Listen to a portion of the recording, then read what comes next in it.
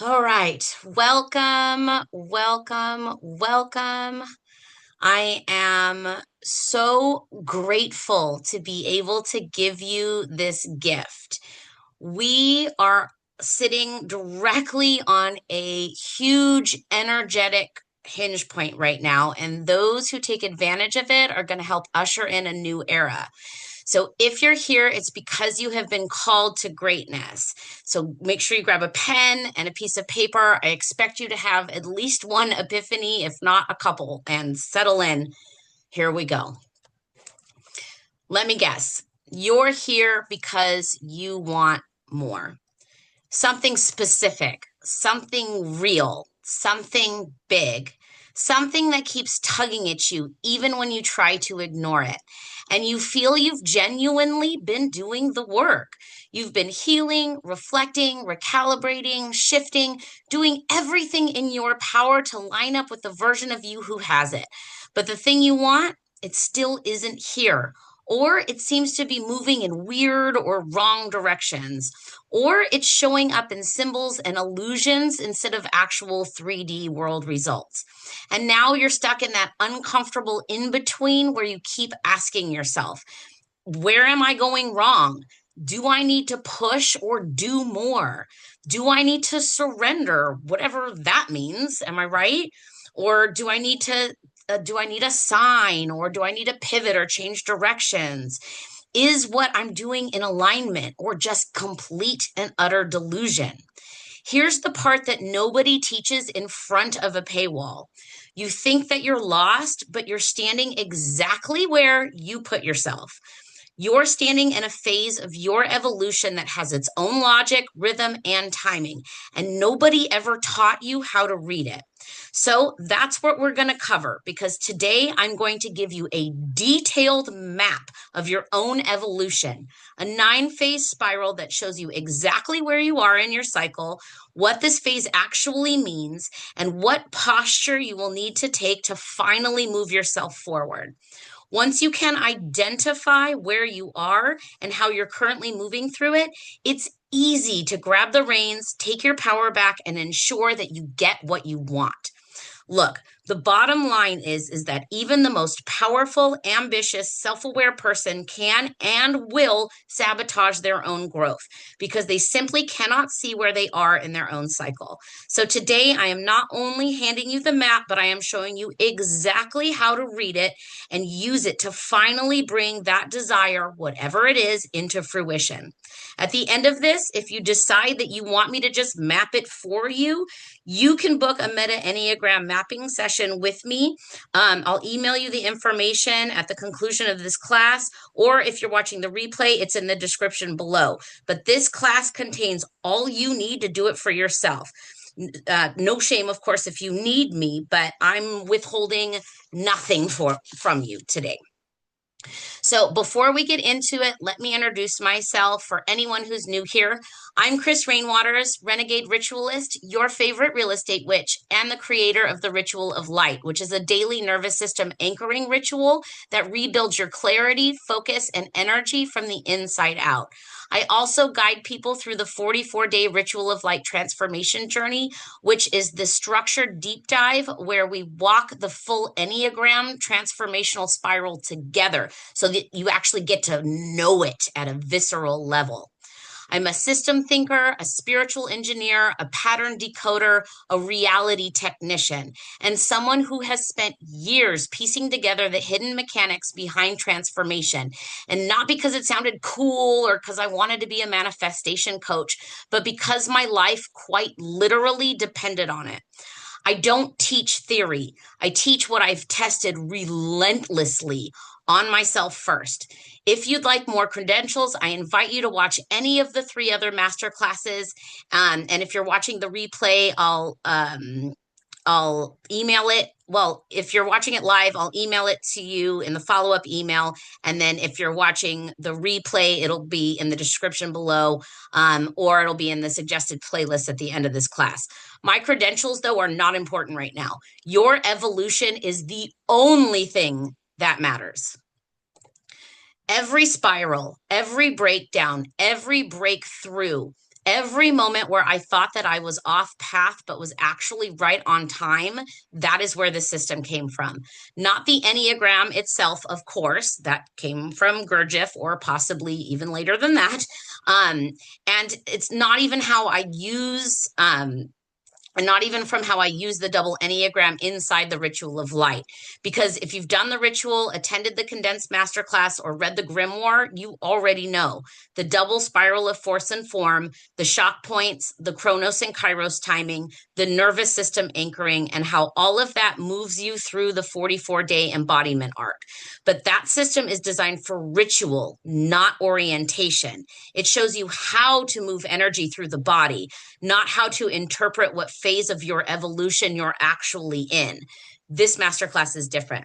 This is the first time that I've taken the underlying mechanics, so the spirals, the timing, the shock points, and applied them outside the ritual as a way of mapping your actual lived transformation. This is how you wield the Enneagram, also now known as the face of God, to get what you want. I've never taught this publicly before. As I walked the transformation spirals again and again in my own life, I started recognizing that each phase had an archetypal signature, an internal flavor, if you will, a texture, a pattern that lined up uncannily with tarot archetypes, perfect symbolic mirrors of each phase of evolution. The Ritual of Light teaches you how to move through your evolution. This masterclass teaches you how to see where you are in your own evolution so that you can finally meet yourself exactly where you are, and from there intentionally and objectively move in the direction of your desire, whatever that may be. Different purpose, same architecture, new application. Because the truth is if you can't clearly see where you are in your own evolutionary cycle, then you can't effectively work with it. So today I'm giving you the map that finally makes your growth make sense. By the end of this masterclass, you will know what phase of your evolution you're actually in, what the sensations you're feeling really mean, why you're stuck or why you think you're stuck, what your next step actually is, whether you need insight, orientation, or deep guided transformation, and whether tarot, meta mapping, or the full 44-day ritual is even the right path for you from here.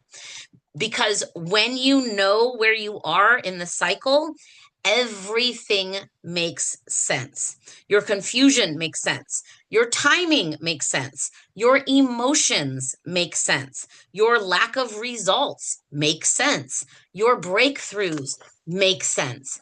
And most importantly, you stop inadvertently sabotaging the very thing that you're trying to create. I just am finished, I'm finishing a ritual cycle myself. And this is me putting the map down so that I can go live my life again. I'm handing it to you. Okay, so now we need to name the thing that almost no one ever talks about, because this is the part where most people sabotage their growth without even realizing it. You're not stuck because you're unmotivated. You're not stuck because you're undisciplined. You're not stuck because the universe is punishing you or ignoring you. And you're definitely not stuck because you're not aligned enough, because we're all perfectly aligned with something. You're stuck because you've either misread the phase that you're in, or worse, you don't even know that you're in a phase. That's the whole problem. You think something is wrong, but what actually is happening is you're in a phase that requires a completely different posture than the one that you're using. Let me show you what I mean. Most people try to take action when their system is actually in a breaking down phase. They try to surrender when they actually are in a building phase. They try to stay positive when their psyche is trying to show them a pattern that must be seen before anything can progress. They panic when they feel nothing, when neutrality is the exact signal that the old cycle is complete and a new one is about to begin. They think they're confused when they're actually integrating. They think they should just trust more when what's really needed is structure, clarity, or orientation. In other words, You really are doing all the right things, but just at the completely wrong time. And that mismatch creates the illusion that nothing is working or why things seem to be getting worse. When this happens, it causes people to start spiraling, thinking that I must have done something wrong, or I must have missed something, or maybe I'm not meant for this, or maybe the universe is blocking me, or maybe I need a different method, or maybe I'm just delusional. No, you are not delusional. You are out of rhythm with your own evolution because no one ever taught you that transformation follows a predictable sequence, that each phase has an absolute purpose, that each point comes with its own emotional texture, that your nervous system reacts differently at each stage, and that the phase that you're in determines what will actually work. Without that awareness, of course you feel confused. Of course you question everything. Of course you oscillate between forcing and freezing. Of course you jump between strategies, teachers, or spiritual tools. Of course doubt is creeping in. Shit, maybe even your conviction, self-worth, or even your faith is wavering. It's not because you're scattered or undeserving. It's because you have no map, and so you don't know where you are. So if you leave with nothing else from this masterclass, leave with this. You are not the problem. Your timing is the problem. Your posture is the problem. Your interpretation is the problem. But the good news is all of that changes the moment that you understand where you are, what this phase means, what it requires from you, and what it absolutely does not require. That's what the Meta-Enneagram gives you, a predictable pattern, a rhythm that you can follow, a way of understanding your own evolution so clearly that confusion becomes impossible. All right. Now that we've cracked open the real issue, let's look at what this system actually is and how to identify your phase. So now that we've named the real problem, the misreading of your own phase, let's talk about the system that finally solves it. Because this system is not the personality Enneagram, and it's different than anything you've seen before. This is not about types, and it's not about labels. This is not about who you are. This is about where you are. The Meta-Enneagram is a 9-phase evolutionary cycle that shows you the energetic posture, psychological texture, and embodied purpose of the moment that you are currently standing in. It's the objective mechanics of transformation, not the subjective meaning that you assign to it. It answers the 3 questions most people can't articulate. What exactly is happening to me? Why is this happening now? And what am I actually supposed to do with this?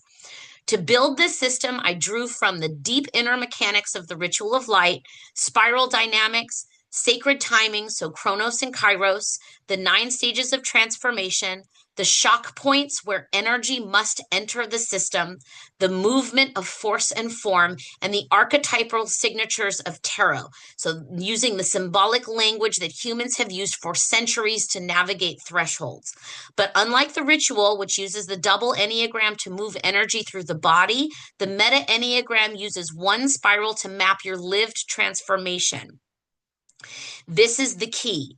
The ritual of light shows you how to move through the cycle, but the Meta-Enneagram shows you how to interpret the cycle. Different purpose, same architecture, new level of clarity. And here's where it becomes useful. Each of the 9 points has a distinct emotional texture, a predictable behavioral tendency, a recognizable sensation in the body, a tarot archetype that mirrors the internal movement, a specific posture required for progress, and a shadow posture that leads to sabotage. When you don't know which point you're in, you do the wrong thing at the wrong time and misinterpret it as failure. When you do know which point you're in, you instantly understand why things feel stalled or slow, why things feel chaotic or accelerated, why nothing is landing yet, why everything feels symbolic, why you feel neutral, numb, or electric, whether you are at the beginning, the middle, or end of a cycle, and what the correct next move actually is. This is why the system works. There is no phase you can be in that doesn't make sense once it is named. When you name the phase, you reclaim your power. And when you reclaim your power, your evolution accelerates. So here's what we're going to do next. I'm going to walk you through all 9 points, the internal signatures, the tarot mirrors, the sensations, the shadows, and how to know instantly which one you're in. But before we break them down individually, you need to understand the overall flow. So points 1 to 3 is activation. Points 4 to 6 is tension and breakthrough. Points 7 to 9 is embodiment and integration. This is the arc that you've been living your entire life without ever knowing it. And once you see it, you will never be confused again. Before we start walking through the 9 phases, you need to know one thing that changes everything about how you understand your own evolution. Every phase sits on a magical current. Points 1 and 2 are white magic. Point 3 is the turn into black magic. Sorry. I'm going to go back to points 1 and 2. So that's clarity, light, and creation. Point 3 is the turn into black magic. So that's shadow, fear, and limitation. Points 4 and 5 are black magic. So this is the descent, the unraveling, the void. Point 6 is the turn into red magic. So this is will, truth, and resurrection. Points 7 and 8 are red magic. So this is embodiment, power, and contribution. And points 9 to 0 are the gold gate. This is the integration of all 3.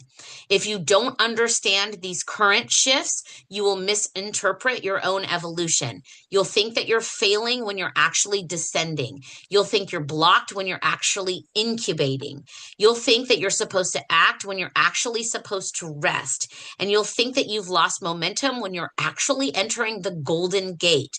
This is why people sabotage themselves, because they don't know which current their inner world is running on.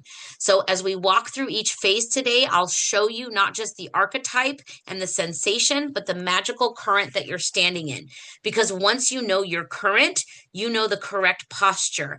And once your posture matches your phase, your evolution becomes inevitable.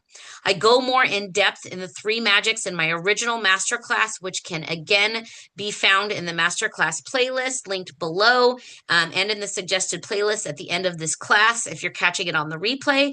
If you're live, I will be personally emailing it to you. This is a deep one, so you may need to come back and visit it. Before we walk point by point through the Meta-Enneagram, you need to understand the deeper architecture underneath it, especially if you haven't watched any of my other masterclasses or are unfamiliar with the Enneagram in general. I will keep it brief because I'm assuming that this is a refresher for you at this point. So every cycle of creation or transformation, no matter the tradition, follows one universal structure. That structure is 3. 3 meaning the 3 forces, active, passive, and neutral. Active force meaning the spark, the will, the masculine, the penetrating direction. Passive force meaning the receptive field, the gestation, the feminine, the emotional expansion. And the neutral force meaning the integration or reconciliation, the synthesis, the new reality, the baby. In occult and spiritual traditions, this is the triangle of creation. In psychology, it's initiation, processing, integration. In the body, it's sympathetic, parasympathetic, ventral vagal. In the tarot, it's the emperor, the empress, the fool. In my ritual of light, it's force, form, sovereignty. And on the Meta-Enneagram, these forces appear as the 3 shock points, or rather hinges. Point 3 is the passive force. This is the Empress, where desire drops inward and begins to change you, where you move from white to black magic. So as within, so without. The 3D real world collapsing to your internal real self. Point 6 is the active force. This is the emperor. This is where the pressure to act becomes unavoidable. You've reconciled the two, your outer and your inner world, and have come to the conclusion that there is a mismatch. You know how to fix it. You just need to do it now. This is the hinge from black to red magic. And point 9, the neutralizing force or the world. This is where the old self completes and the new self stabilizes. You've successfully, hopefully, shifted, healed, completed, birthed, whatever. Then it rolls into point 0, the Fool, as the next threshold, where we shift from red magic back to white. We start anew. These 3 points outline the triangle inside the Enneagram. And if you don't understand them, you will always misinterpret your own evolution. Most people don't get stuck at random. And while you can get lost at any point in this transformation journey, usually they get stuck at one of these because they've hit a force that they don't recognize. Point 3 feels like emotional overwhelm. Point 6 feels like urgency or pressure. Point 9 feels like emptiness or neutrality or newness. But these aren't problems. They're just forces doing their job. And if you don't know that, you're going to fight them and sabotage your own cycle. So as we walk through each point, keep this in mind. Every transformation requires all 3 forces, and every force feels completely different. Understanding them is how you stop sabotaging you. And for the last time, the other masterclasses dive deeper into this if you need to understand this on a more foundational level. Okay, ready to walk all 9 points? Here we go. Let's start at the beginning. This is the moment before the cycle begins. This is the drive, the impulse, the pull towards something new. This is the desire for desire's sake.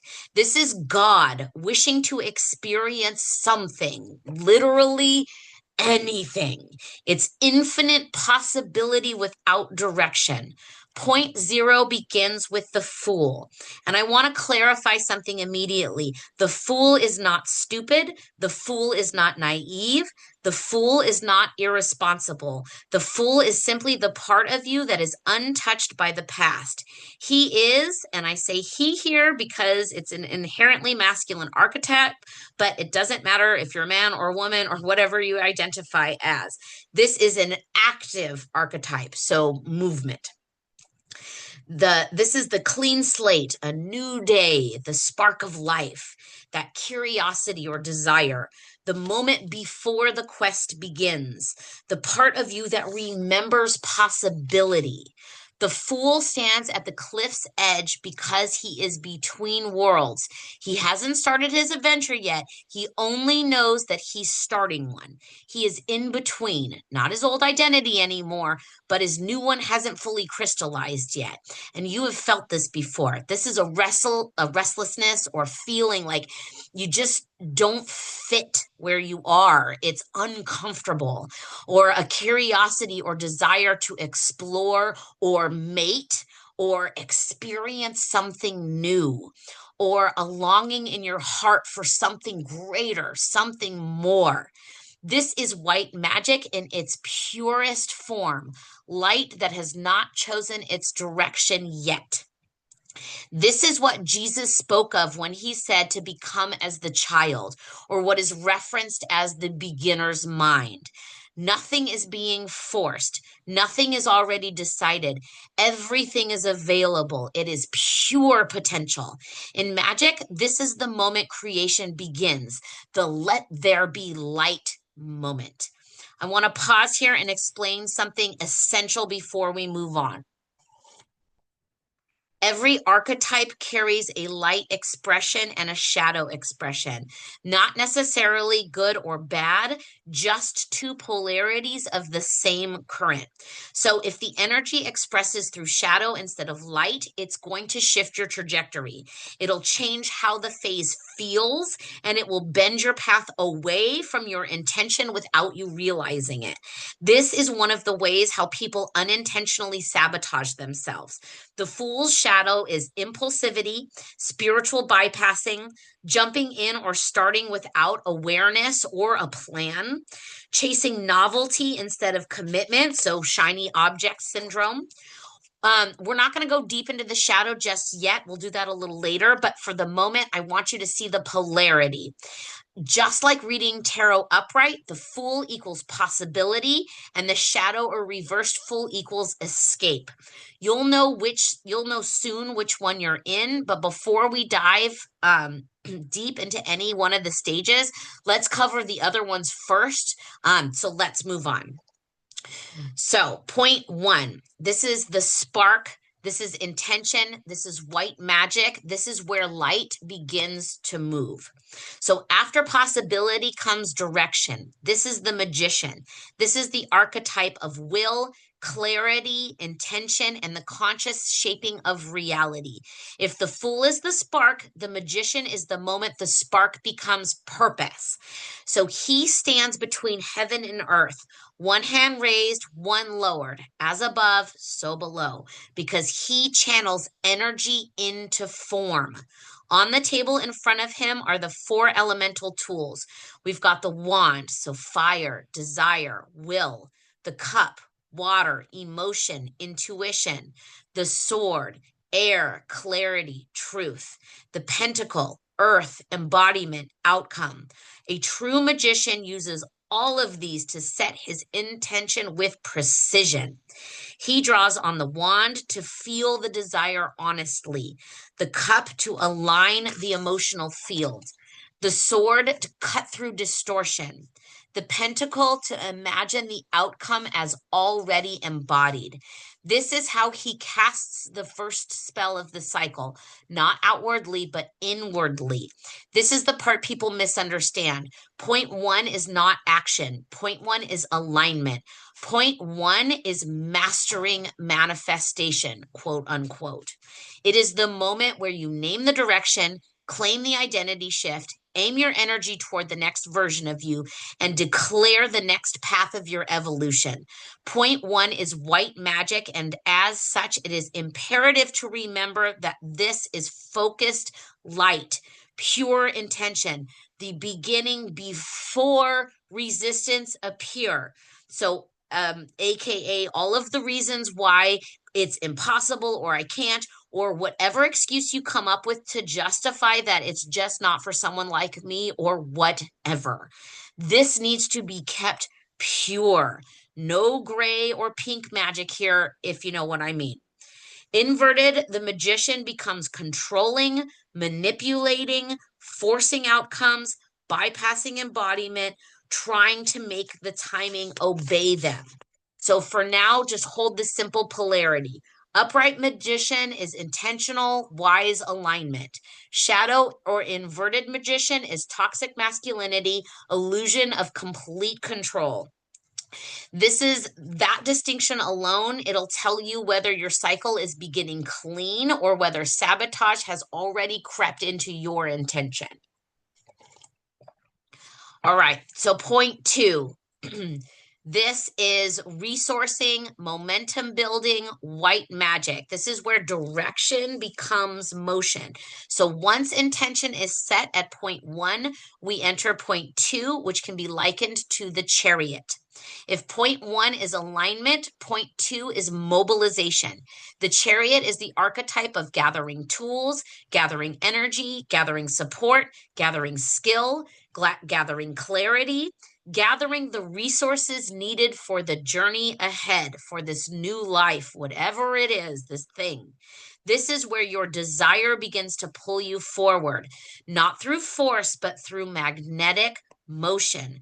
The chariot shows a warrior standing confidently, not because the path is clear, but because the direction is known. He holds the reins, but the creatures providing the power to move, which are different depending on the deck that you're using, but they represent the dual forces, one black, one white, white magic and black magic. Being able to move forward evenly here is about learning to steer both, holding your excitement and your fear, your desire and your doubt, your vision and your shadow. That's why when you work with the Enneagram as a magical practitioner, you move from point 1 to point 4. You don't move from point 1 to point 2 because you know that as soon as you set your intention, every reason under the sun of why you can't will pop up. It's the natural flow. So the key here is to work with it in a balanced way to gather your tools so that you actually arrive where you plan on going. Yes, it is still white magic, but it is the outer edge of it. This is the gray area, if you will. So light is beginning to move, form is beginning to gather, momentum is beginning to build. But here's the thing that most people misunderstand. Point 2 is not mastery. Point 2 is preparation for mastery. It is the phase where you research, collect tools, learn frameworks, seek mentors, adjust your posture, stabilize your nervous system, build the skill or structure needed for what you asked for, what ritual needs to be done in order to get onto and through the black line of magic. I will note here that the more you get to know this framework, the more you understand why point 3 always requires a ritual to get past, but more on that later. Anyway, this point should feel like, okay, I think I can do this. This could actually be possible. I am excited, but I'm also scared. Things are looking like they're lining up, sort of. Or I think I know what I need. Or I feel movement, but I obviously don't have the thing yet or have arrived at my destination. So I'm not sure if I trust it yet, or if this thing is going to work for me, or if I'm going to make it to where I want to go. It's hopeful, but not solid. It's grounded. So excited, but not embodied. It's forward moving, but still fragile. I'll note here that the more times you intentionally experience this, the more confident you become and the less fear you feel when stepping onto the black magic line. Mastery always takes practice. So in shadow, the chariot becomes frantic movement or trying to go in too many directions at the same time, or like trying everything at once. So not just putting one foot in front of the other, or over researching or getting stuck in analysis paralysis, or seeking too many mentors. So again, pick one or a couple related things to focus on. You don't want to overload yourself or burn yourself out. Another one is constant strategy switching. So that's shiny object syndrome again, or outsourcing your power. So, saying, well, this is just how the world works and I have no control, or avoiding commitment by staying in like preparation mode. So you never start.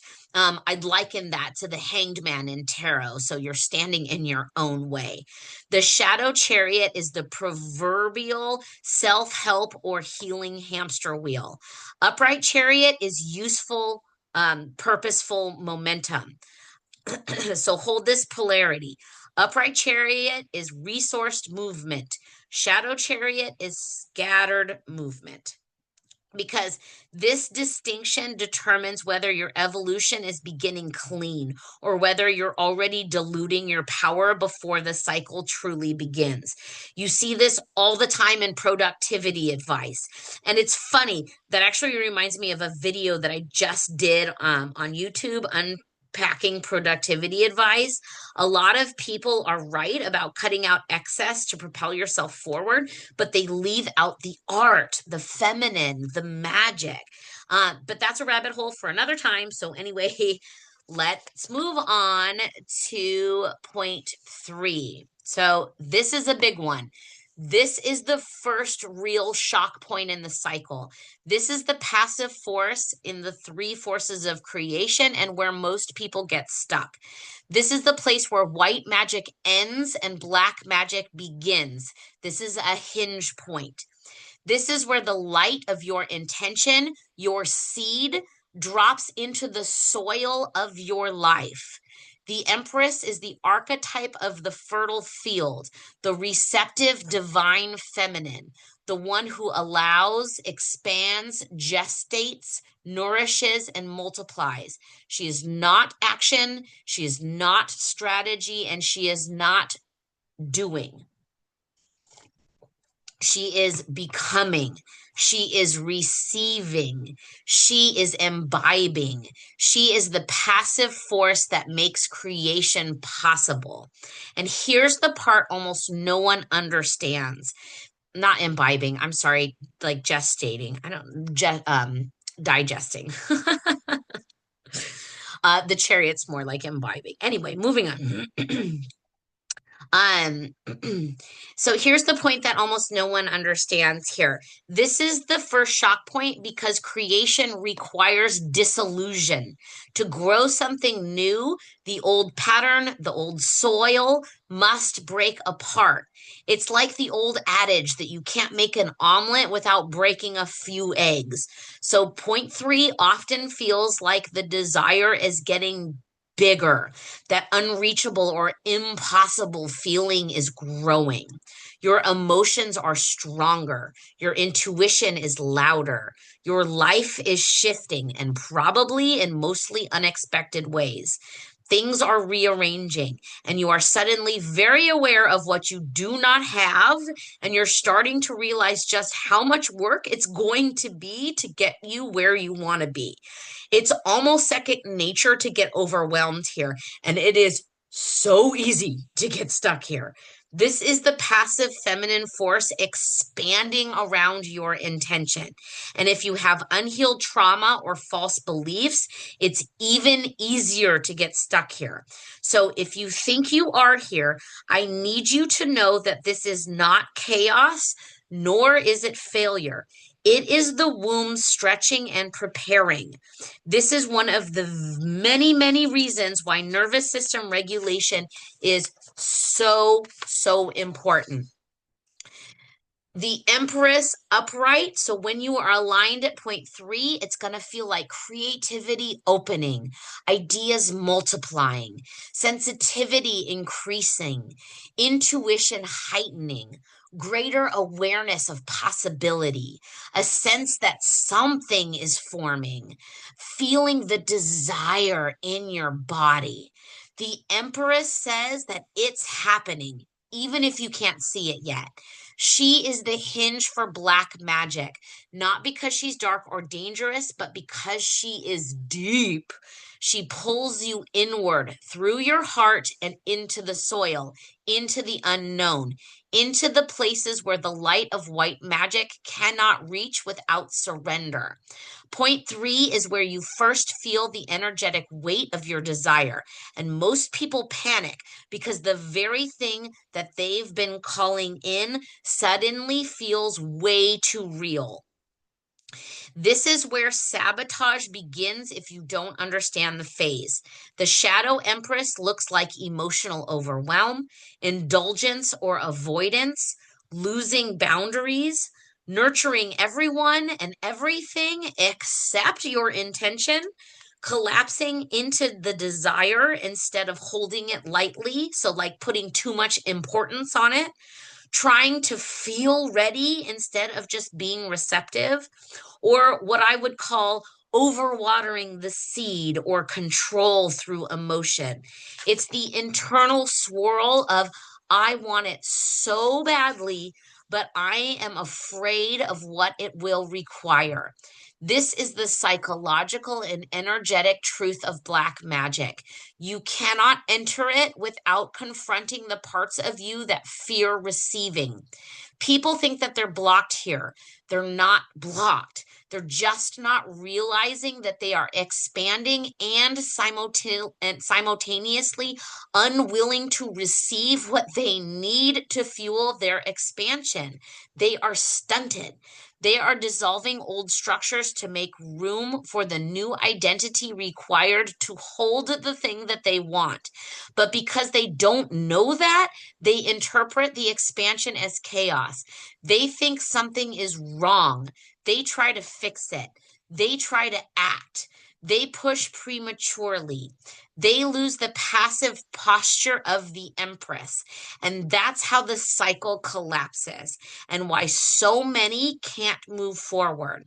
So, point three in the body is going to feel tender. It's going to feel raw. It's going to feel emotional. It's going to feel like heightened intuition or increased sensitivity and a pull inward. This also a desire to nest or retreat, a sense of gestation, or this I know something is happening, but I just don't know what. This is the first turn inward in the cycle, the first moment that the external world goes quiet and your inner world gets loud. If you don't know this point on the map, you're going to think I'm losing momentum, or I'm slipping backwards, or I feel like I'm falling, or I'm getting emotional again. Why does this keep happening to me? Or something feels wrong. What could it be? But if you do know the map, you'll recognize that this is the Empress. This is the womb opening. This is the first shock point. This is the turn from light into depth. This is evolution.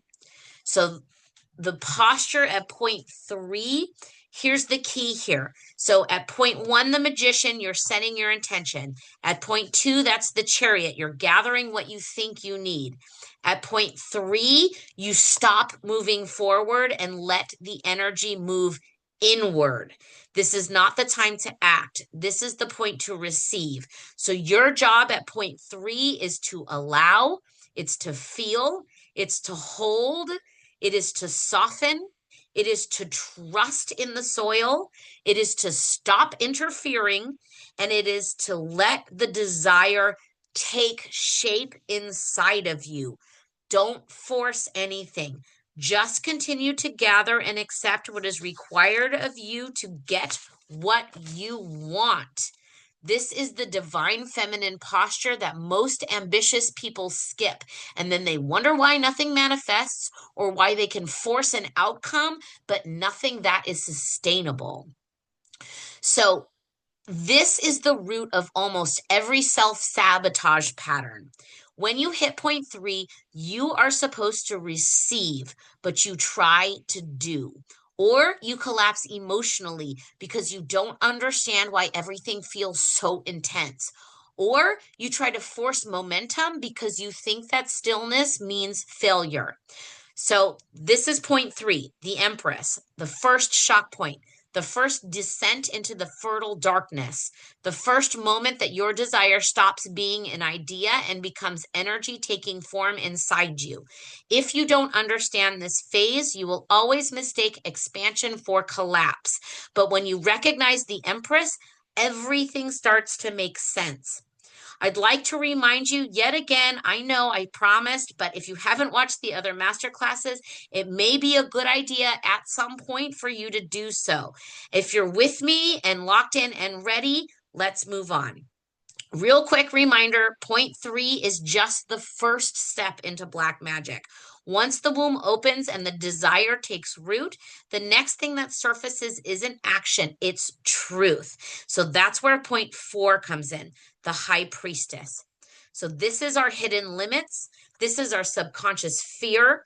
This is black magic. This is the descent into truth. So after that first shock point of three, the Empress, we sink deeper into black magic at point four.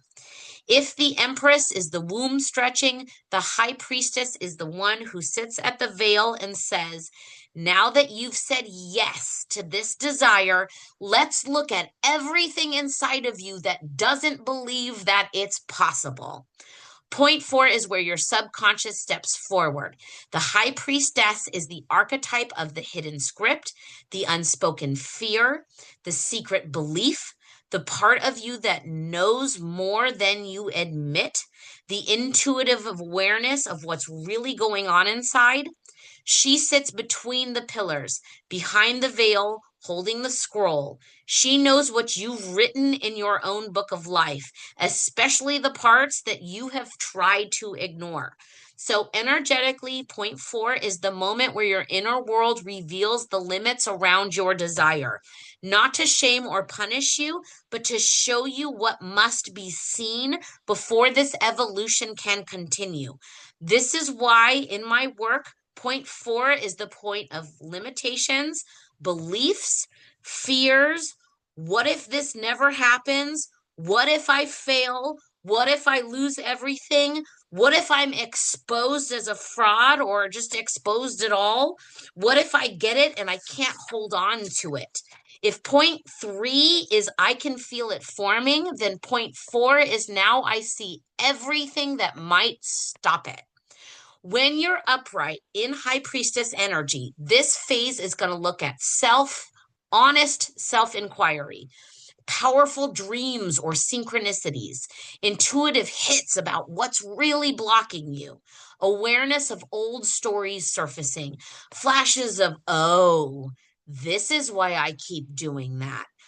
Deep, quiet, contemplative energy, a desire to pull back and listen. It may be uncomfortable. Yes, it may feel very uncomfortable, but there's also a sense of relief in finally seeing clearly. Upright high priestess says you are not broken.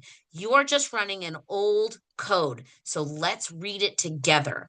This is black magic, but remember, it's not evil. It is deep, feminine underworld energy where the truth lives below the surface.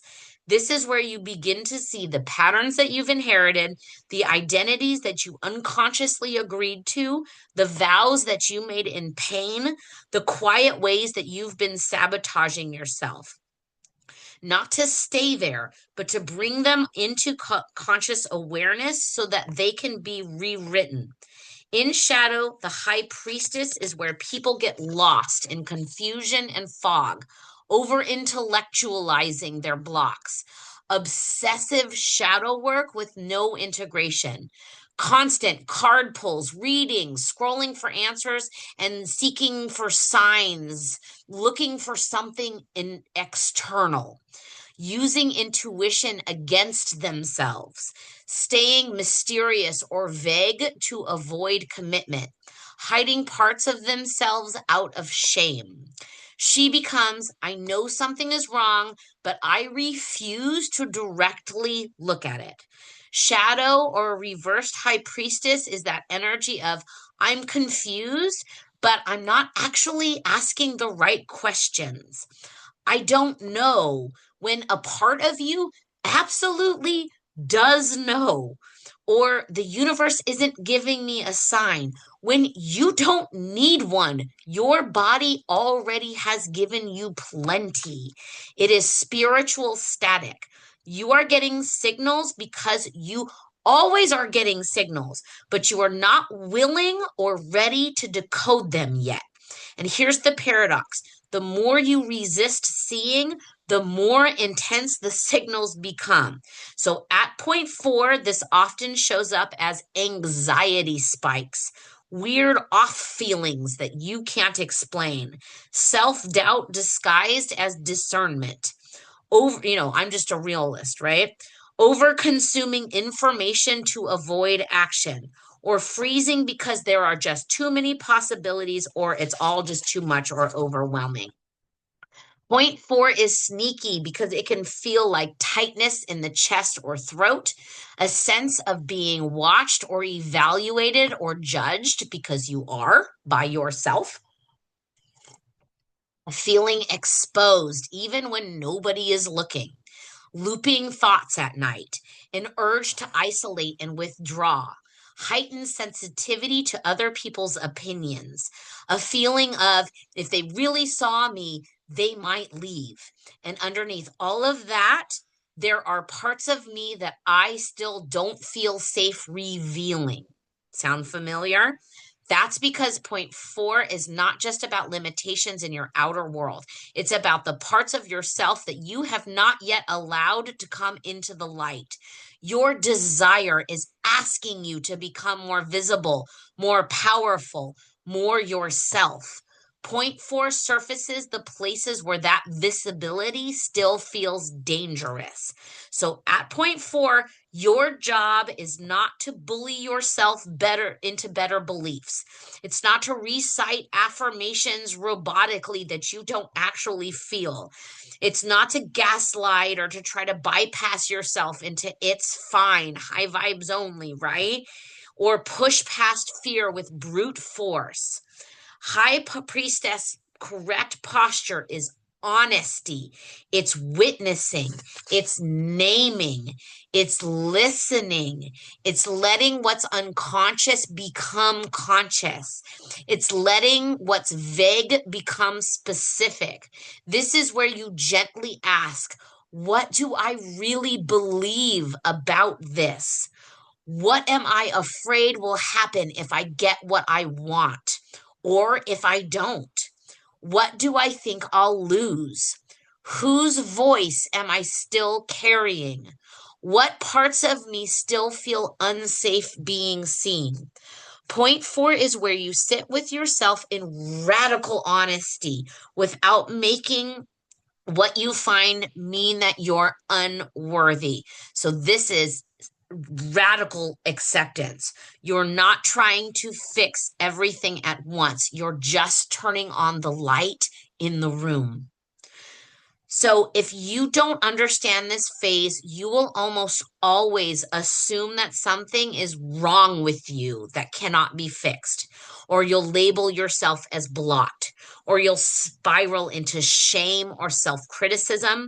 You will binge more content to find the right framework or the answer, or you'll numb out, dissociate, and avoid the process completely.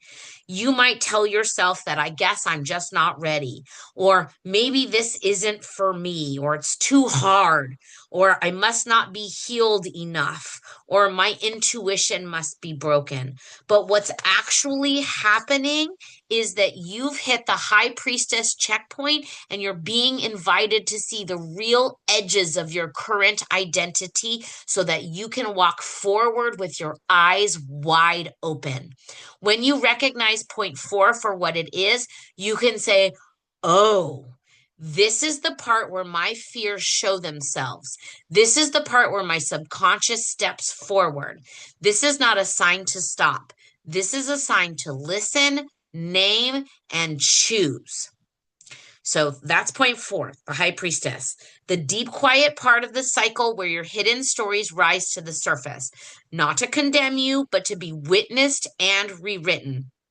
If you mistake this phase for failure, you will either run from yourself or camp out in I'm blocked forever.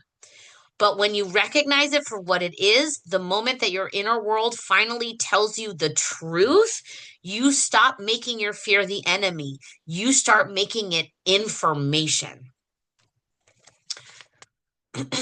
So once we move past that, we go into point 5, which is sacred structure, vows, and again, we're still on black magic. This is the point of no return. So if point 4 is now you see it, point 5 is now choose what you will live by. So what are you gonna do with it? This is the realization that it cannot be unseen or unknown. So this is the phase of commitment, integrity, sacred structure, chosen rules and rhythms, alignment between what you know and how you live. So in the Meta-Enneagram, this is the point of no return. And when you're working with it magically, Chronos and Kairos tend to line up here. So you cannot go back to pretending that you do not know what you know. You can either step into integrity with it, or you can consciously choose your old pattern. The Hierophant in tarot is the archetype of tradition and teaching, spiritual technology, codes of conduct, lineages and frameworks, and the bridge between divine principle and daily practice. So in this phase, your system is asking, what am I actually going to live by now that I have seen the truth? Are so you are still in black magic here. So the underworld work is not yet finished. This is where you build the inner scaffolding that can carry you through the breakthrough of point 6. Basically, you fucked around, you found out, and now what are you going to do with that information? So when you're in upright hierophant energy, so in integrity, point 5 is going to feel like making clear decisions about what you will and will not do, choosing a practice or structure that actually showing up for it, refining your standards and your boundaries, being honest about what your life must change into, recognizing where your behavior has to catch up to your insight. Here, you take everything you saw at point 4 and the intention that you set at point 1, and you say, this belief cannot come with me. This pattern cannot survive in the life that I am building. This is the rhythm my nervous system needs in order to hold my desire. These are the rituals and habits that make my evolution non-negotiable. When you examine the tools that you've gathered to bring that desire into fruition and make an informed, you examine the tools that you've gathered and to bring that desire into fruition, whatever it is, and make an informed, enlightened choice. So this often looks like committing to a stabilizing ritual or practice. So maybe it's meditation, breath work, journaling, walking, strength training, or a spiritual discipline of some sort. For me, it was reclaiming my life through a daily ritual that didn't require hours, just consistency, intention, and integrity. A structure that was small enough to maintain, but powerful enough to transform. It also looks like choosing 1 or 2 teachers or frameworks instead of 20. So this is where you stop scrolling for answers and start walking the path. Focus strengthens expansion. It also could look like setting a real boundary with your time, energy, or relationships. So this is not martyrdom. This is not overextending. This is just an honest, grounded assessment of what truly supports your evolution. Could also look like telling the truth to someone who needs to hear it.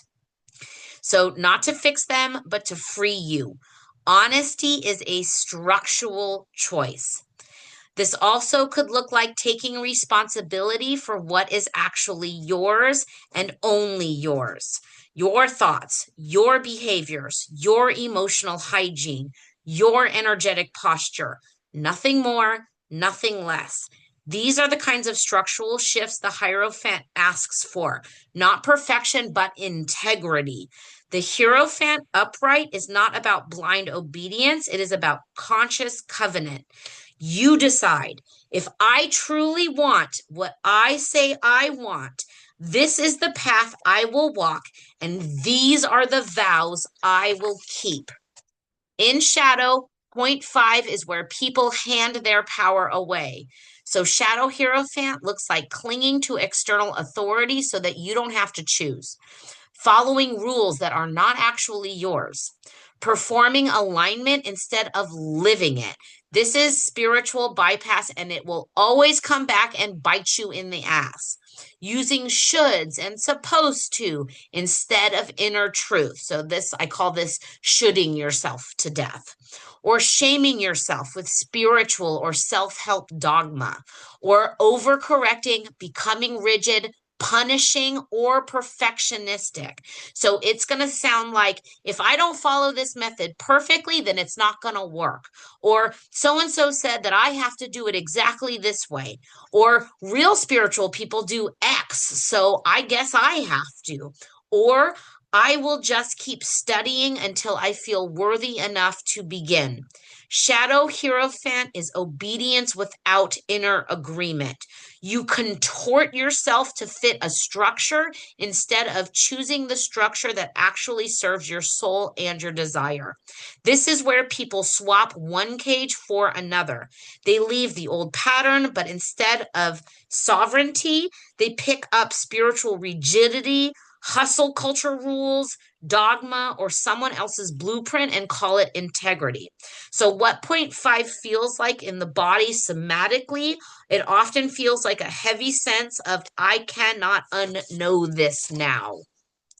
A pressure in the chest or solar plexus around responsibility, a mix of relief and weight, like taking sacred vows, a desire to simplify, streamline, or clean house, or a pull towards structure, routine, or ritual, or it's a sober, grounded energy that is less emotional than point three and less foggy than point four. So you may notice that you are suddenly irritated with your own excuses, or you feel called to clean, organize, or reset your space, or you want to put things on paper, budgets, schedules, plans, commitments, or you feel a quiet but firm internal voice saying, it is time.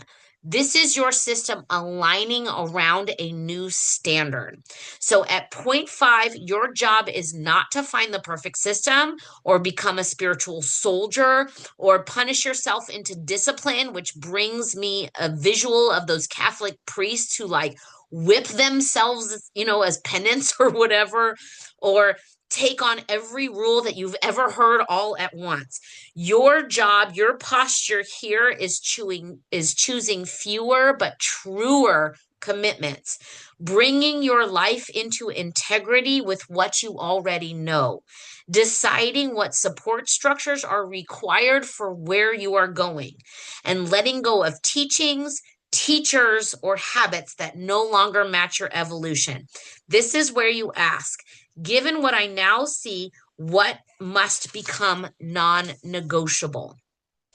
What practices actually stabilize me, not just impress or enchant me? What containers and agreements will hold me as I move into the next phase? What do I need to stop pretending that I do not know? Point five is where you become brutally honest about what your desire will require and whether you are willing to meet it with integrity. So, this is the phase of truth telling, clarity, personal accountability, energetic cleanup, refinement, alignment without performance, choosing the correct posture before action. It's not action, it's not embodiment, and it is not union, not quite yet. It's the point directly before. So it's the last internal adjustment before the hinge point at point six activates. So if you don't understand or misread this phase, you will likely think that you are stuck again because everything feels heavy and everything feels heavy and serious. You'll mistake the call to integrity for punishment or karmic payback.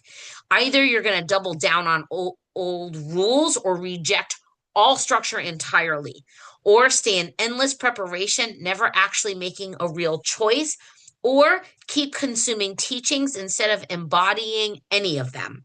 You might say things like, I guess I'm just bad at consistency, or I know what to do, I just don't do it, or I don't want to do it, or I keep waiting to feel ready, or I don't know which path, teacher, or structure to choose, so I'm just going to keep searching. What is actually happening here is that you have reached the point of no return and you are hesitating to cross it. Your evolution is asking, will you choose the structures that match your next self, or will you keep living by the old ones? When you recognize point five, you can reframe it. This is not the universe withholding from you. This is not proof that you are lazy or broken. This is the phase where you write the terms of your next reality and decide to live by them. So this is point five, the Hierophant, the point of no return, the place where truth becomes structure, desire becomes covenant, and your evolution stops being an idea and becomes a way of life. The moment that you look directly at yourself and say, if I walk forward, I cannot walk as who I have been. If you mistake this phase for failure or punishment, you will either submit to someone else's rules or you will run from structure altogether. If you recognize it as the moment of sacred commitment, you step into the kind of integrity that makes breakthrough at point six inevitable. If you're feeling like your brain is full right now, good, because this is not meant to be memorized on a first pass. So let this kind of wash over you. You can come back and map yourself later. Which brings us to our next hinge, which is the Emperor. So this is truth. This is action. This is the rise after the descent, the hinge for red magic. So if point three is the emotional expansion and point four is the subconscious revelation and point five is the integrity check, then point six is the moment that everything snaps into alignment. Point six, or the Emperor, is the second shock point. This is the active force. This is the hinge between black and red magic. This is the moment where the pressure becomes undeniable, where the truth crystallizes, where you finally see what must change and what could be, and you realize, oh, it's me. I'm the one who has to move. The Emperor is structure, sovereignty, discipline, authority, alignment in action, truth that becomes motion, the moment that you stop negotiating with your fear. He sits on a throne because he represents what is unshakable. He carries the Ankh because he represents life through form. He wears armor beneath his robe because he leads with vulnerability but protects what matters. He is not impulsive. He is not emotional. He is purposeful. Point six is not chaos. It is decisive clarity. So point six energetically is the moment the internal and external world collide. All the emotional movement from points 3 to 5 suddenly need an expression. You've expanded at point 3. You've seen your truth at point 4. You've chosen your posture at point 5. And now the energy can no longer stay inside. Point 6 is where your desire stops being a feeling and becomes a command. This is the shift from, I hope this works, or I want to be, to this is happening and here is what I'm doing next. This is the esoteric I am.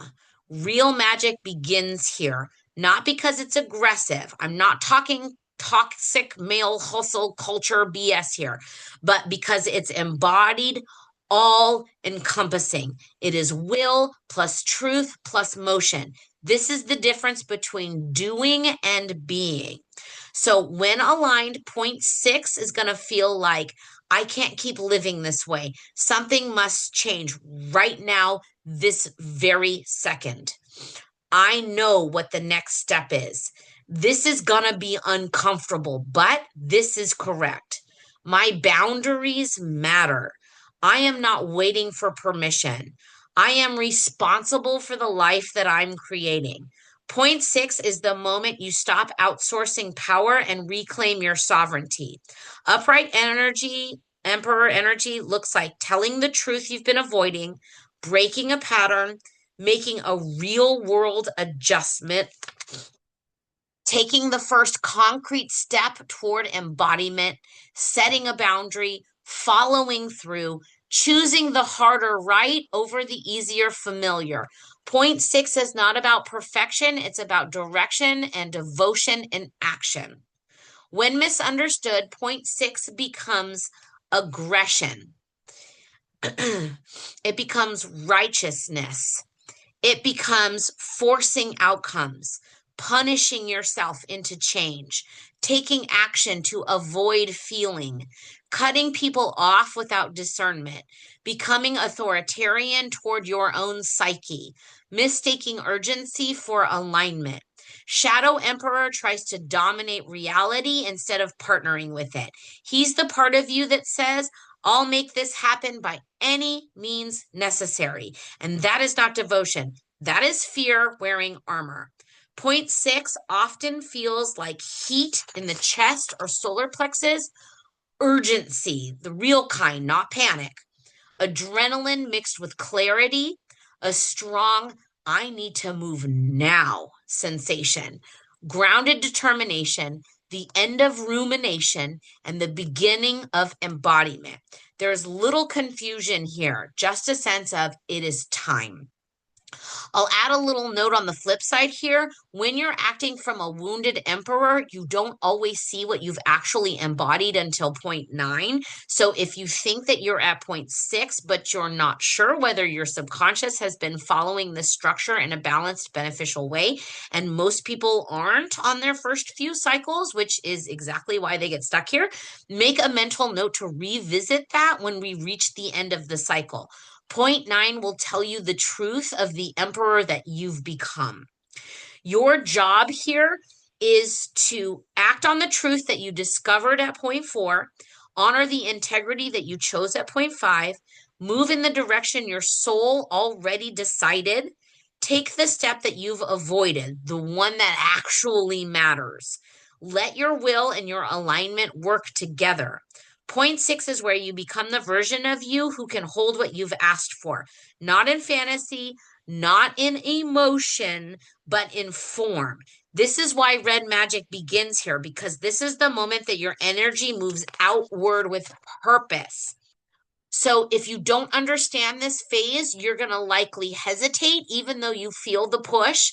You're going to overthink instead of move. You're going to collapse back into point four. You're going to try to feel ready again. You're going to avoid the action that would actually change things. You're going to tell yourself that you need more clarity. You're going to keep preparing instead of stepping, or you're going to go the opposite extreme. So you're going to act impulsively. You're going to blow up your life. You're going to make huge decisions without grounding. You're going to take action out of panic or desperation, not alignment. Both are misunderstandings of the same force. But when you work with this energy intentionally, you know that point six is not panic. Point six is purpose. So that is point six, the emperor, the second shock point, the rise after the descent, the moment that your desire moves from the inside to the outside, where truth becomes action, where sovereignty becomes real, the hinge where black magic dissolves and red magic ignites. If you don't understand this phase, you will either collapse into fear or explode into force like a firework. But when you recognize the emperor, you understand the simplest truth of creation. There comes a moment when the universe asks, are you willing to act as the person you are becoming? Point six is the moment that you say yes. So when the emperor acts at point six, he sets a new reality in motion. And once reality is in motion, it becomes visible, like dominoes tipping over and making like a cool design or picture, right? That visibility is point seven, the sun. This is the moment where the work that you did in the dark begins to shine in the light. So point seven is embodiment. This is red magic. This is radiance and contribution. So after the decisive ignition of point six, the emperor, the energy shifts into point seven. This is the sun. This is the phase where everything that you've been working toward internally finally begins to express externally. It's the moment where clarity replaces fog, confidence replaces doubt, vitality returns to the body. Your energy expands outward instead of collapsing inward. Action feels natural, not forced. Opportunities respond to you. People feel the shift in your presence. This is red magic in its purest form. Not the struggle, not the breaking, not the descent, but the embodied rising, the phoenix. The sun is the archetype of visibility, embodiment, radiance, confidence without arrogance, trust in motion, the self expressed without distortion, giving from overflow, not depletion. The child on the horse in the traditional card is naked for a reason. Nothing to hide, nothing to defend, nothing to prove. Point seven is the phase where your internal alignment finally becomes visible in the world. So when you're aligned at point seven, life is going to feel like, oh, this is working. I feel clear. I know what to do next. This feels like me. I trust myself here. Eagerness without urgency, momentum without burnout, joy without fragility. Your system is no longer reacting, it is creating. This is the first phase where you feel capable, you feel congruent, you feel like the version of you who can actually hold what you're calling in. This is embodiment, not good vibes. It's earned confidence, lived confidence, rooted confidence. So the shadow sun is going to look like overextending, overgiving, forcing productivity, trying to maintain the high, performing the new identity instead of living it, arrogance or superiority, or not resting because you're afraid that momentum will collapse. This is what happens when you mistake point seven for the finish line instead of what it actually is, the first expression of the new identity, not its completion. The shadow sun is the I have to stay on top energy that burns people out and throws them off the spiral entirely. Upright sun radiates. Shadow sun scorches. So, point seven often feels like warmth in the chest or face, an openness in the shoulders and the heart, an increased breath capacity, a natural confidence, a grounded enthusiasm, clarity without tension, a sense of inner sunlight. It's the phase where your nervous system said, yes, this is who I am now. At your job at point seven is to embody, express, practice, play, share, participate, and shine without performing. This is where you begin to live the new identity in real time, not perfectly, but consciously. This is the first phase where contribution becomes possible. You give, not to get, but because you have. If you misunderstand this phase, you will overextend yourself. You will think the momentum means to push harder. You will mistake embodiment for invincibility. You will abandon your practices. You will chase applause or money. You will lose the grounded clarity that you just earned. You will burn out and fall back into point four wounds. Most people fall off the cycle here because they think that the sun means that I have made it. But point seven is not the destination. It's the embodied midpoint of the red magic line. It is the flowering, not the fruit. When you understand that, you stay grounded enough to continue the evolution into point eight. So this is point seven, the sun, the radiant phase, the embodied phase, the moment that your inner transformation finally becomes visible in the world. This is where your energy speaks louder than your effort, where people feel your shift before you say a word, and where you begin to live what you once only imagined. So here's the thing about point seven. When your inner work finally shows up outside of you, there is a moment of celebration and then a very real moment of pressure. Because once the sun reveals what it's been growing, the cycle reaches its final test. Can you hold what you have created? Can you sustain it? Can you stay with your evolution long enough for it to become your new baseline? That test is point A, strength. This is where the solar glow meets the embodied grit. So this is integration, endurance. We're still red magic here. So this is pressure into power. Point 8 is where every cycle tightens because integration isn't gentle. It requires compression. You can't birth anything new, energetically or otherwise, without some form of labor. Strength is not force. Strength is staying with what you've built long enough for it to become you. This is red magic at its most refined, not the explosive action of point 0.6 or the radiant visibility of point 0.7, but the quiet, relentless endurance that turns embodiment into identity. In tarot, strength is a woman with a lion. She's not fighting it or dominating it or running from it. She partners with the force inside of her. That is point 8. And yes, her here. This is a very feminine energy. This phase isn't about proving anything. It's about staying open while the energy completes its integration. Your desire is already moving into the world.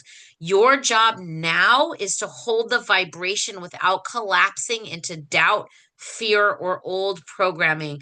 So, point 8 often feels like pressure, contraction, self-doubt reactivating, so like imposter syndrome, exhaustion after momentum, fear of losing progress, fear of being seen differently, fear of what comes next, emotional intensity, physical intensity. This is the part that everyone misinterprets because they think that the pressure means that something's wrong, when in reality, it means that the cycle is almost complete. You are being shaped into someone who can carry the thing that you asked for. And if you don't allow it to happen, you will have a stillborn. This is the alchemy of red magic. White magic sets the desire. Black magic breaks down what blocks it. Red magic forges you into the vessel that can hold it. Point 8 is the forging. It's the emotional heat, the spiritual weight, the physical demand, the psychic endurance. The shadow of point 8 or distortion here is going to look like striving, overworking, forcing outcomes, trying to control other people, emotional collapse, martyrdom, quitting because it got too hard, self-punishment, panic spirals, or pulling the plug on everything that you built at point 7. This is where so many people abandon the cycle right before the transformation completes. They sabotage themselves, often without even realizing that they're doing it. Because if you don't know that you're at point 8, you think the pressure means that you're failing, when in reality, the pressure means that you're being refined. This is the energetic compression that creates crystals. And what are crystals? They are nature in mathematical and structural symmetry, formed only under heat, pressure, and time. Point 8 works the same way. If you misread the pressure, you collapse. If you understand it, you crystallize. So point 8 doesn't ask you to do any more. It just asks you to hold firm and stay open, to breathe through the pressure, to stay conscious through the contraction, to hold the lion instead of trying to tame it or run from it. This is where the nervous system upgrades. This is where the old identity dissolves. This is where everything finally clicks into place. Point 8 is where your evolution becomes irreversible. When the pressure of point 8 has done its job, when the old structure has cracked, when the new identity has stabilized under heat, and when the refinement is complete, something subtle but unmistakable happens. The pressure stops. not because you escaped it, but because you're done. You became the version of yourself who can hold what you've been building. And that shift ushers you into the final point of the cycle. Point nine, the world, the gate of gold magic, the neutralizing force, the phase where everything you've moved through, the intention, the gathering, the descent, the initiation, the embodiment, the refinement, integrates into a new reality. Let's talk about point nine. Ooh-wee. This is gold magic, baby, the neutralizing force, integration and completion. Point nine is the culmination of the entire cycle. It is the moment the system stabilizes, the moment the new identity becomes real, where it crystallizes, the moment everything you have been moving through finally comes together. If point seven is embodiment and point eight is refinement, point nine is completion. This is the world in tarot, the moment of wholeness, the full circle, the integration of everything that came before it. So what point nine actually is it's not a feeling, it is a state. It is the moment where your nervous system stops gripping and settles. It's the moment that the inner war ends. It is the moment that the energy that you have been shaping finally locks into place. This is the neutralizing force, the reconciliation of opposites, the place where force and form meet and unify. In magic, this is the current of gold magic, the alchemical moment where black and red reconcile, the moment the fire cools into structure, the moment that sovereignty emerges. You could call it 5D or quantum leaping or reality shifting or manifestation, but this is the culmination of the process of creation through transformation. This is the moment that your desire becomes real inside you, whether or not the external result has appeared yet. So, point nine often feels like quiet, neutrality, calm, clarity, peace, a sense of space in the body, a completion, a grounded satisfaction, the absence of urgency, the end of emotional charge, the I can finally breathe again, or I understand what all that was for. There is no high here. There's no frenzy. There's no push. Point nine is just the new normal. It is the moment where you look at yourself and realize that I am not who I was when this began. Even if nothing external has changed yet, your internal world has shifted so completely that reality has no choice now but to catch up. Point nine is the quiet before the next beginning. It is the new identity settling into the body. So, upright, the world is integration, it's closure, it's mastery, it's synthesis, it's completion, it's wholeness, it's sovereignty. It is a new baseline of being. It is how the cycle clicks. The world says you did not force this, you became this. And this is why most people miss point nine, because they expect fireworks or epiphanies. But point nine feels like truth, not sparkle. It feels like the simplest thing in the world. Because once you have become the version of you who can hold the desire, there is no longer any resistance. The cycle is complete. So shadow or distorted point nine is going to show up as emotional numbness, collapsing into neutrality instead of integrating, avoiding the next beginning, especially if you quote unquote didn't get what you wanted, drifting or dissociating, mistaking stillness for stagnation. I guess this is just as good as it gets. False acceptance, spiritual bypassing, refusing to claim the completion. So basically, not giving yourself or allowing yourself closure, or mistaking burnout for completion. Shadow nine is crossing the finish line, collapsing on the ground and then swearing that you're never going to run or walk ever again. It's giving birth and then abandoning the baby. It's writing the book, but never letting anyone read it. It's birthing the master class, but not teaching it to anyone. It is hiding in neutrality instead of being anchored by it.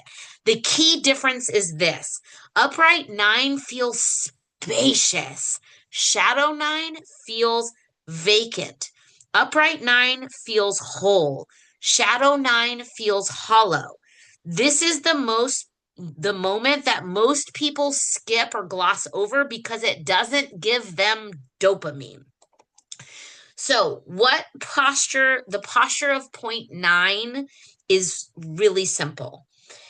Acknowledge the completion, claim the identity that you have become, let the nervous system reset, let the cycle land, allow the new baseline to stabilize. Do not rush the next intention. Honor the work that you just moved through. Point nine is integration, and integration requires stillness. You do not plant a seed the moment a fruit is harvested. You let the soil breathe. You let the seasons change. You take a minute. This is the energetic truth of point nine. It is the breath between cycles, the holy pause, the golden gate. Point nine is the hinge between worlds. It is the end of the old self, the stabilization of the new self, the reconciliation of all three magical forces, the energetic completion of the cycle, the moment the next desire begins to stir under the surface. Point nine is the place where force and form resolve into sovereignty, where white, black, and red magic unify into gold. But gold does not begin the next cycle. Gold is the gate, the alchemical lift that determines whether you spiral upward or downward. And then, very quietly, something starts to open. A tiny spark appears, a new curiosity, a whisper of possibility. Sometimes it's going to be like, well, that didn't work, but what needs to shift so that I can try again? And sometimes it's, wow, that was incredible. Let's do it again. But a lot of times, and especially if you're not familiar with these mechanics, it'll be something closer to, wow, that was great, but how did I do it? How do I do this again? Those are the people who manifest sporadically or ones that are stuck in that easy come, easy go kind of frequency.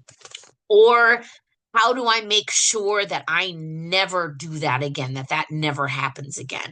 That's the person who sabotages themselves and goes down in flames, right? That pure tower moment.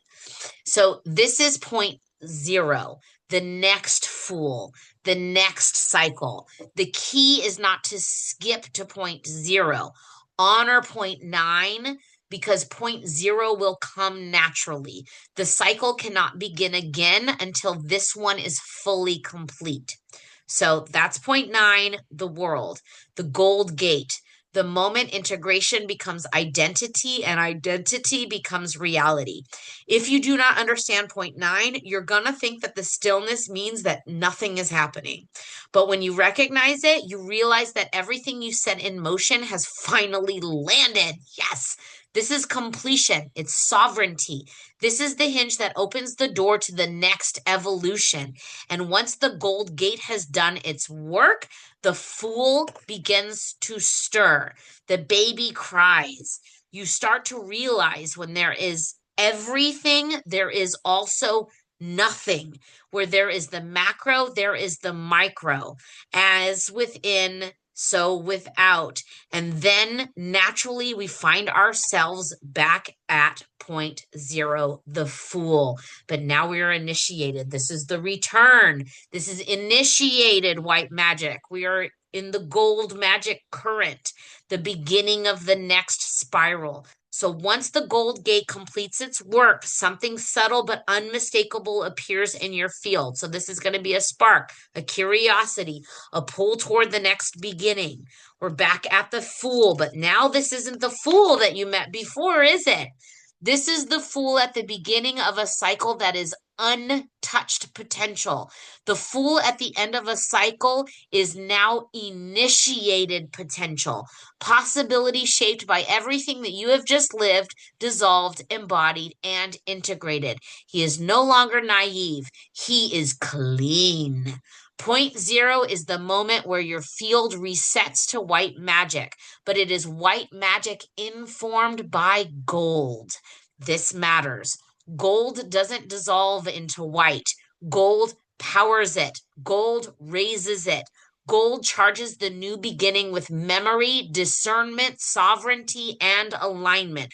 That is why this Fool sees farther than the last one. He carries the wisdom of the cycle behind him, and yet he stands at the edge again. Not because he's failed and not because he's starting over, but because evolution spirals. It doesn't circle. Every point zero is an octave shift. So you can either rise into a higher octave, aligned, refined, and strengthened by truth, or you can drop into a lower octave, distorted by fear, illusion, or wounded desire. This is where intention matters more than ever. Point zero asks only one question. Now that you know who you are, what will you become next? It does not demand action. It does not demand clarity. It does not demand certainty. It only asks for honesty. This is the pause before the next inhale of creation, the moment where life, God, will, the I am begins to pull you forward again. This is why you can't rush point zero, because if you force a new intention before the gold gate has stabilized inside of you, you repeat the last cycle at the same octave. If you collapse here, you fall into fool's gold, the earthly imitation of sovereignty without the substance behind it. But if you stand here, even for one breath, one present, aware, initiated breath, you can feel the shift. Your desire rises differently. Your body responds differently. Your intuition speaks with more precision. Your system feels open rather than hungry. This is the true beginning. This is the Fool stepping forward with everything he has earned, the innocence of possibility paired with the sovereignty of someone who has walked the full spiral. Point zero is not something you try to enter. It is something that you become. And when the spark catches, the magician rises again. A new cycle begins, a new octave, a new evolution. This is the architecture of transformation. Thank you. So now that you've walked all 9 points, you probably feel something settling, clarity, recognition, or maybe you're totally confused and completely lost. Wherever you landed, it is totally valid because this work meets you exactly where you are. Because that reaction, whatever it is your orientation point. It can show you exactly to where you are in your cycle. And from there, the next step is never random. It depends on where you actually landed in the spiral. So instead of guessing, hoping, or trying to fix yourself, here's how to choose your next move based on the mechanics we just went through. So right now, you're probably in one. Oh, did I go? Yes, I did. Okay, so right now you're probably in one of 3 places. Either one, holy shit, this explains everything, or you are saying, okay, but how do I actually use this in real life? Or you are at the third place, which is, I think I am totally lost in the woods here. Good, because this is exactly where my work branches into the pathways that serve each type of seeker. First, let's make sure that you have 100% conviction of where you are in your own transformation cycle first. So before you take your next step, let's get you completely oriented and grounded right here and right now. The key is to check in with your actual lived experience, not where you think you should be. So let's take 3 deep breaths together. First one in, hold, and out. Next one in, hold, and out. And last one in, hold, and out. Close your eyes for a moment and feel into your body. Notice your emotional posture and just kind of tune in as best you can. Now, I'm going to give you a few slides, a few descriptions here, and match it to what you're feeling, okay? So the first one is if you feel raw, tender, overwhelmed, or like everything is just too much. You're probably stuck somewhere before point 3, meaning the descent into truth hasn't stabilized. So real world examples here is crying easily or feeling fragile. Being overstimulated by daily tasks, even the small ones. You can't make simple decisions. Everything feels like just one more thing I can't handle. Or you keep saying, I just need a minute, or I just need a break. Physical body feels heavy, puffy, or foggy. Or you're procrastinating because you're scared that you're gonna break. The shadow indicator here is you're avoiding the truth that your body is trying to tell you. So what this means is that you need to refine your intention or gather tools or support before moving forward. The next one is if you're if you're seeing your patterns, fears, or sabotage clearly, and it hurts, it's causing you suffering, physical suffering, you are likely at point 4. This is the shadow surface. So real world examples here is intrusive thoughts returning, flare-ups of chronic illnesses or autoimmune symptoms, PTSD loops are being triggered, depression spikes, self-harm impulses are resurfacing. Why am I like this spirals? Emotional flashbacks, looping on past mistakes. Your shadow indicator here is you think seeing the problem is the problem. No, seeing it means that the truth is finally visible, but you are avoiding dealing with it. If you feel pressure to choose, commit, or draw a line in the sand, then you're likely at point 5. So this is the tipping point. Real world examples here are you keep saying, I know what I should be doing, but you don't do it. You avoid texts, emails, decisions, or responsibility. You start something, but then immediately distract yourself. Or you're fantasizing about the goal, but not moving toward it. Or you're feeling guilty about not doing the thing, whatever it is, or you're waiting for a sign. The shadow indicator here is that you're hoping clarity will appear without making the devotion shift. But no one is coming to save you. You have to reconcile and save yourself. If you feel urgency or panic and the sense of it's time, then you're at point 6, the emperor. So real world examples here is finally sending that email, finally booking the appointment, finally taking the leap, cleaning your house like a possessed Victorian mother, sudden adrenaline to fix your whole life today, throwing yourself into something aggressively, breaking up, quitting, starting without fully thinking it through.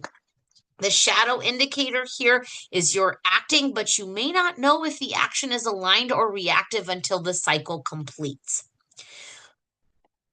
If life is shifting around you and you feel exposed or seen, then you're most likely at point 7, which is the sun.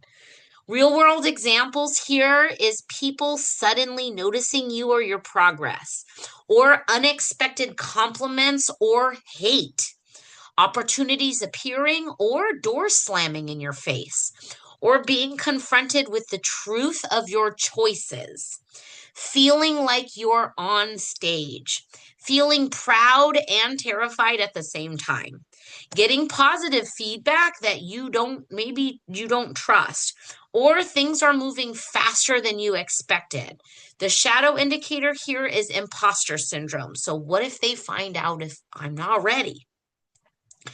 If you feel compressed, tired, stretched thin, or like you're in spiritual labor, then you're probably at point 8, which is refinement. So real world examples here is emotional breakdowns for no reason, feeling like you're doing everything wrong, exhaustion that isn't fixed by rest, frustration building pressure behind your ribs, wanting to just quit everything and give up, or thinking that maybe this wasn't a good idea after all, old coping mechanisms flaring, relationships feeling stressed. So the shadow indicator here is that you think that the pressure means that you're failing when actually you're being refined, not punished.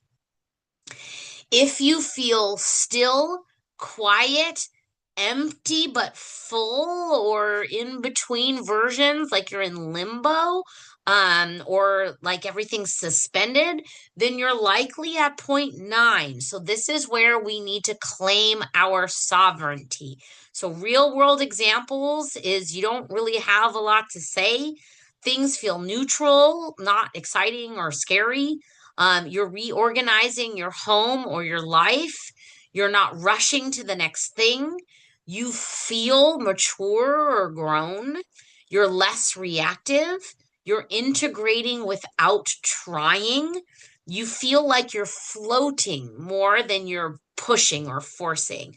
So, shadow indicator here is mistaking this piece for stagnation or collapsing into bypass. So, if you're at if you feel curious, open, spacious, or ready for a new beginning, you are at point more than likely at point 0, which is the Fool. So this is the next octave. So real world examples here is researching something new, spontaneous inspiration, desire to start fresh, energy rising again, new ideas dropping in, feeling lighter, feeling like something is coming. The shadow indicator here is jumping in immediately before stabilizing point 9 fully. So there's no wrong answer. There's only where you actually are. So now that you know your coordinates, the next step becomes very simple. So let me ask again, where are you right now? There is no quote unquote right place to be, only accurate placement. So if you feel lost, scared, spinning, or in the dark,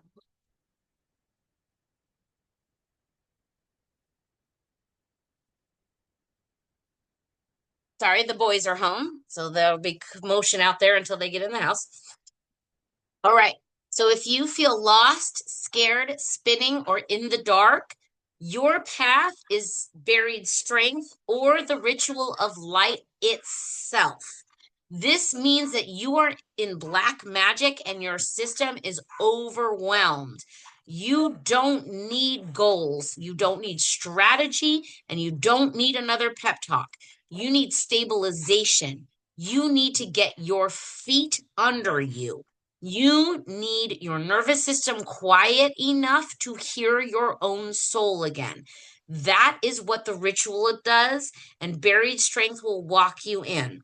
Buried strength is free, it's relatively gentle, and it gives you back you. So if your system feels overwhelmed, this is not the time to plan your future. This is the time to get your feet back under you. If you still don't know where you are, your path is booking a Meta-Enneagram mapping session with me. In this masterclass, I gave you the mechanics, but if you need help figuring out where you are still or what your next move should be, the mapping session shows you where you are inside them. So if you're oscillating, looping, second guessing, or confused, this session will give you your exact coordinates. It's going to show you what phase you're in, what force is active, what posture is required of you, and where the sabotage is actually happening so you know what to do next. This is your compass. If you want to actually install this architecture into your body so that you know it intrinsically, your path is the 44-day Ritual of Light transformation journey. This class taught you how the spiral works and who you are inside of it. The 44-day journey teaches your body how to move through it. Theory is cute, but embodiment is what changes your life. This is where the inner compass builds itself. You stop getting stuck at point 3. You stop collapsing at point 8. You learn to feel each phase intuitively. You become someone who can actually complete cycles. You do what needs to be done when it needs to get done, and you trust thy will be done. The ritual doesn't teach the cycle. It imprints it. This isn't about more information. It's about choosing the right interface for where you are. So if you want the full under the hood explanation, your pathway is the Grimoire of Light. The diagrams, the geometry, the double Enneagram, the metaphysics, the why behind every step. This is the textbook, the manual. This is for people who want the mechanics and the meaning. If you want guidance through symbol, story, or divination, then your path is tarot. When you can't see the forest, tarot is the lantern. It's not fortune telling, it is orientation, at least how I read it. If you want more teaching, watch any of the other master classes or any of my stuff on YouTube, honestly. But these are going to deepen the architecture. They will help every piece click. And if you want the straightest path, that's going to be a mapping session and then walking the 44-day journey. You'll find your coordinates. I'll help you set your intention, and then you'll walk the spiral in real time.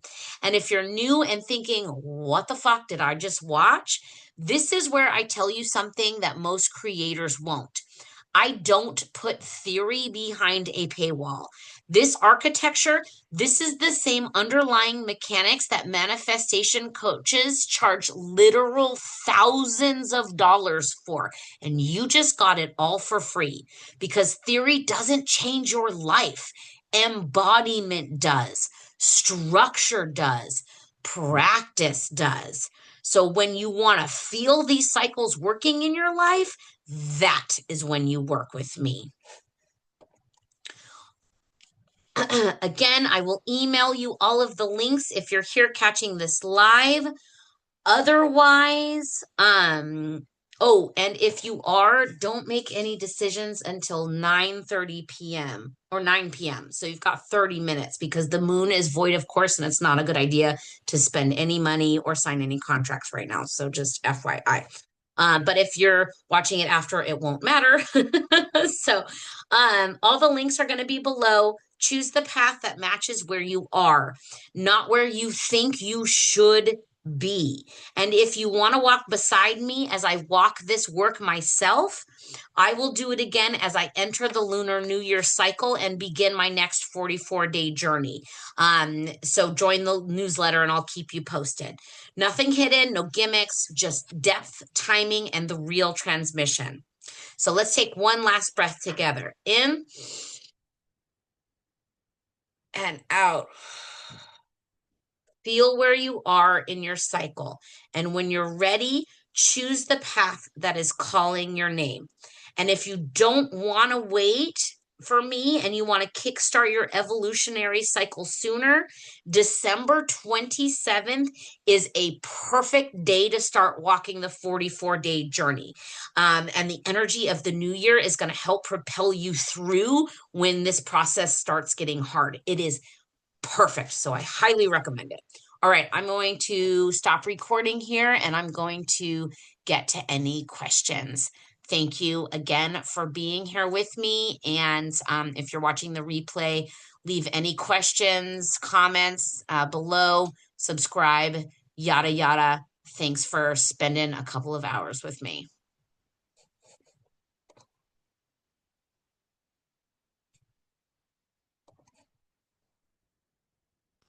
Oh,